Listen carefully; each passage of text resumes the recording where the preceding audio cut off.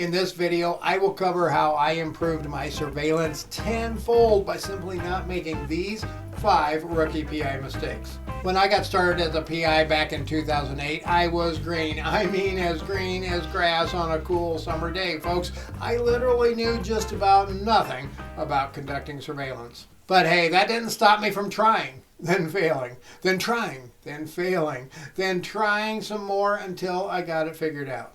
Now, I am not saying I know it all. In fact, if the truth be known, I still learn things every single day. And I know a lot of surveillance investigators out there that are a ton better than me. In fact, I know private investigators that have been doing surveillance for 20, 30, and even 40 years and more. And you know what they all say? They say they still learn something new every day. That, folks, is called being a lifelong learner. And that is one thing I strive to be every single day of my life. The day I stop learning has yet to come and probably never will, and I encourage you to continue your endeavors in becoming a lifelong learner too. Don't stop learning, no matter how you do it, folks, whether it's reading books, watching training videos like this one, attending training courses, or whatever works for you. Just keep it up. Turning your dreams into reality is but just one short lesson away many times, and if you give up on those dreams, you will never know just how close you were to fulfilling those dreams. Now, when I got started, I was so green, I didn't even know the difference between optical and digital zoom. I know, crazy, ain't it? I was fairly technical by nature, a computer geek by many standards, but I knew just about nothing about cameras. In fact, the most experience I had with a camera up to that point was pretty much buying those cardboard disposable cameras, taking a bunch of bad pictures of my kids. No, my kids weren't bad, the pictures were bad. Then taking that disposable camera to the store, waiting for a week or so, and then paying way too much money just to get 3 good pictures out of the 24 I took. But hey, how hard can running a video camera really be? Well, as they say, you don't know what you don't know, and man, I knew nothing about digital zoom. I mean, come on, man, they sell that as a feature for just about every camera out there. You need to buy this camera. It has 200x digital zoom. I was thinking, oh my goodness, I can get video from a mile away with zoom technology like that. And you know what? I could get video from a mile away. Yep. You can too, and it will probably look something like this. And I was so proud of it too. Well, until I realized you can't clearly see anything you shoot video of from a long distance with digital zoom. You see, folks, what I didn't know about digital zoom is that it's digital, folks.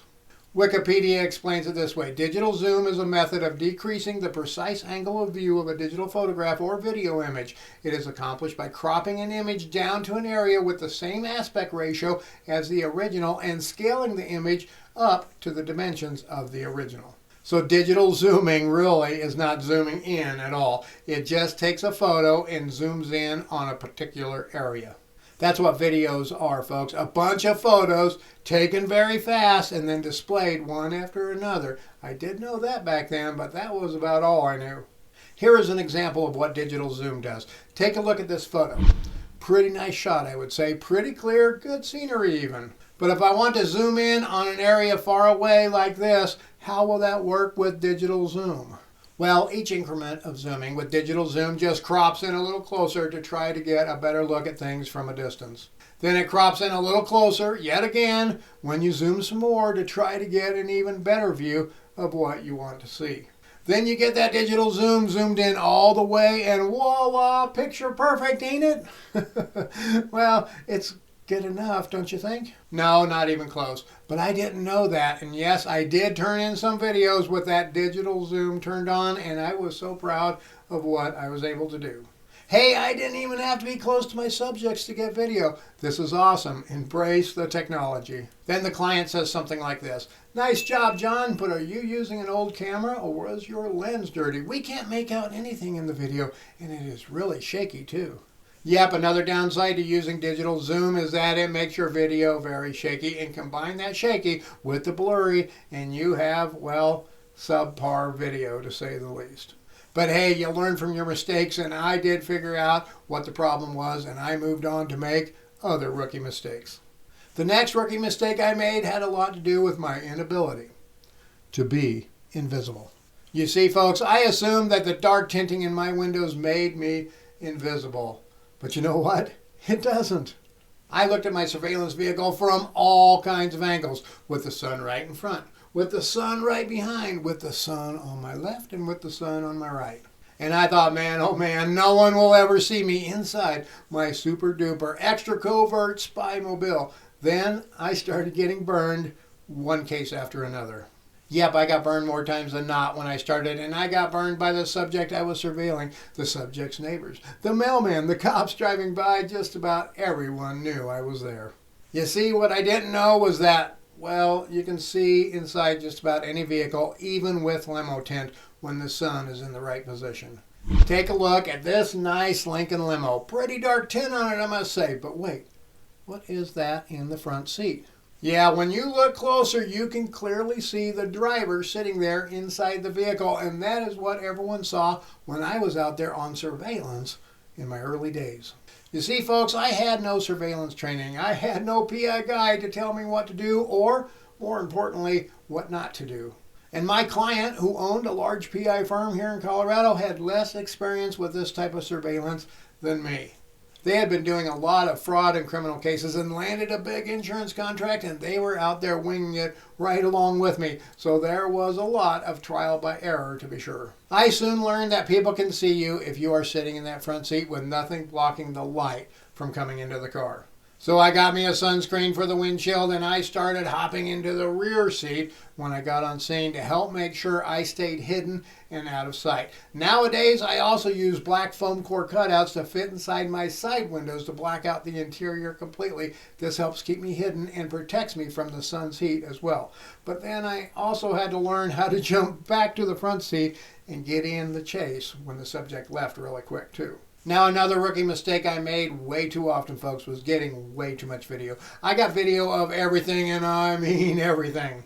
Yes, of course, you want to get as much video of your subject as possible in most cases, but I was getting video of the subject's dog, cat, the mailman, the neighbors, you name it. I got all the video I could. And for the most part, in most cases, that video is of zero value. In fact, it can be detrimental to the case in some circumstances. If you are shooting video of the mailman as he is walking up to the front door and the subject suddenly drives off out of the alleyway you were supposed to be watching, you may never see him. Getting too much video of everything going on can be a huge distraction from the main objective, and it can be detrimental to your entire investigation. And it can also be detrimental to your mental condition when you have to edit the video. I don't know how many times I had over an hour of video, and I was so happy about it, only to realize I had 53 seconds of video of the subject. Folks, it took me several hours to edit video many times, and all I had that was of any value was a minute or two. And in most cases involving workers' comp, personal injury, and other similar cases, you don't get paid for the video editing, or you only get compensated a small amount of time. That rookie mistake led to my next rookie mistake, and that was me writing novels instead of writing reports for my clients. I had so much activity captured on video, I felt I needed to document it in writing as well. And I was pretty good at writing up reports and making them look fancy, so I threw in all kinds of details and pictures. That was details and pictures of the neighbor's activity, the mailman, the dog, the cats, and everything else. What should have probably been a 2-page report in most cases ended up being 10, 15, or more pages. And guess what, folks? Yeah, just like the extensive video editing time, I didn't get paid for all that time writing the reports either. And you know what? It makes sense. If I spend 5 hours editing video, grabbing stills, writing a 20-page report about a bunch of irrelevant stuff, well, the client shouldn't have to pay for that. So I learned quickly, just the facts, man. Just the facts. Get only the video you need and write about only the pertinent details to the case. I know you often have to get more video than you need in order to get the stuff you need to get on video. But when you edit, don't include the unnecessary stuff. For instance, you're working a case and your subject is a 30-something male. And then the front door opens and a 30-something female and 2 kids come walking out. What do? You shoot video, that's what you do. But if he never comes out, you don't include that video in your final video to your client. You should notate it in a simple manner in your report with something like this. An unknown female subject was observed exiting the residence with 2 minor children. They entered the minivan in the driveway and exited the neighborhood. It should be noted the subject was not observed with them. Keep it simple, folks. Keep it simple and only document the facts. and your life as a surveillance investigator will be much easier. Here is one of the biggest rookie mistakes I made when I got started as a private investigator. I never studied up on what private investigators can do. I just put all PIs in that simple, stereotypical role, being the guy hiding in a car, hiding behind a bush, hiding in an alley, trying to get the goods on his subject. It wasn't until I had been doing surveillance for almost 3 years that I discovered there was a lot of other areas of investigation I could be exploring. Now, a lot of those other avenues of investigation do not have as much demand as surveillance, and they require additional training, but they are out there. Once I realized this, then I started expanding my horizons. Up to this point, I had all my eggs in one basket. Working for one client and dealing with the ebbs and flows in the workload was very trying on me and my family, especially from a financial perspective. You see, the work comes and it goes, and when it comes, man, you will be busier than you can imagine. And when it goes, you will be slower than you can imagine. But if you work in multiple fields, let's say surveillance, process serving, and witness interviewing, then the workload tends to be spread out. When one area slows down, usually another area picks up. This helps keep cash flow and workflow manageable year-round. Now, do you want to know my top 10 secret surveillance techniques? Then check out this video.